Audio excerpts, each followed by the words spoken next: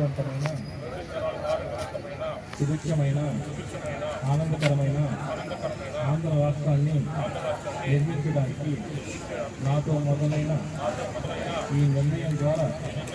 నా రాష్ట్రాన్ని స్వర్ణాంధ్రగా తీర్చిదిద్దే పరిశుభ్రత కొరకు ఆంధ్ర రాష్ట్రాన్ని పరిశుభ్రంగా ఉండడంలో సహాయం చేస్తున్నది నమ్ముతూ ఈరోజు పరిశుభ్రత కొరకు ప్రతిరోజు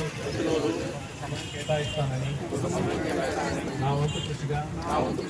స్వచ్ఛతా కార్యక్రమాల కొరకు శ్రమదానం చేసి పరిశుభ్రత